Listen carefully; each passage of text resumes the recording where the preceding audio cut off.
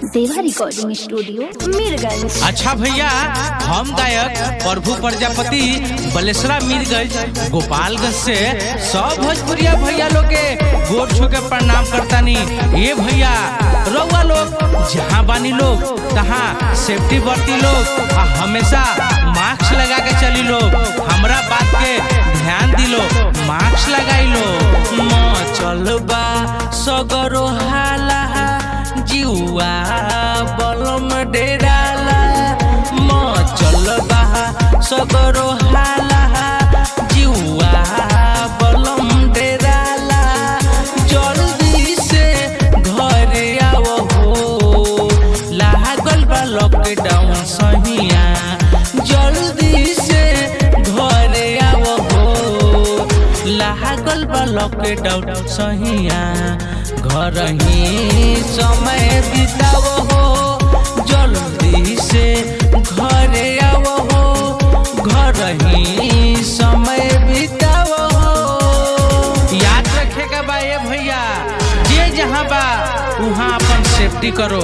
ऐसे कि ई कोरोना के महामारी ऐसा चीज बा कि लड़का मर जाता तो माई अपने के छुअत, भाई मर जाता तो भाई भाई के लेके छुअत। तो ये भैया जे जहाँ बा अपन सेफ्टी करो, काहे कि ई कोरोना महामारी सबके लेके गई। जोगे जोगे लसिया जरता, देखी के मन पिया डरता। शहर के कहर जारी बा, आई लगाव में बीमारी बा। आपन नहा लोगवा छुए हैं, हॉस्पिटल में सबे मुए हैं। आपने ना लोगवा छुए, हॉस्पिटल में सबे मुए हैं। नजरी के सोझाया हो सहिया, नजरी के सोझाया हो।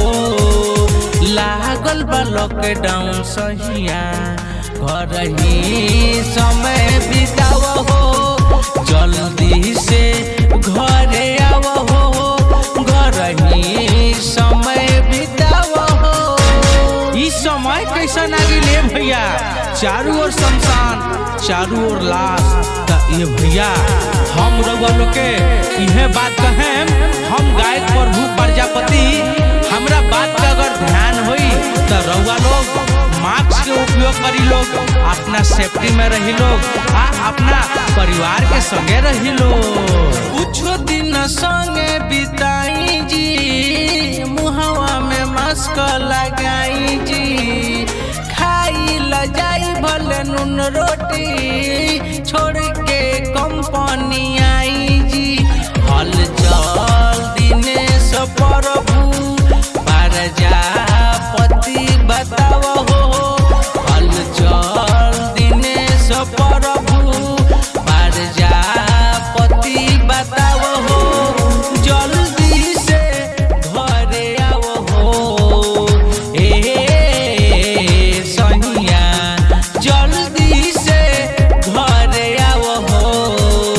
लागल बा लॉकडाउन सहिया हो, घर ही समय बिताओ हो, जल्दी से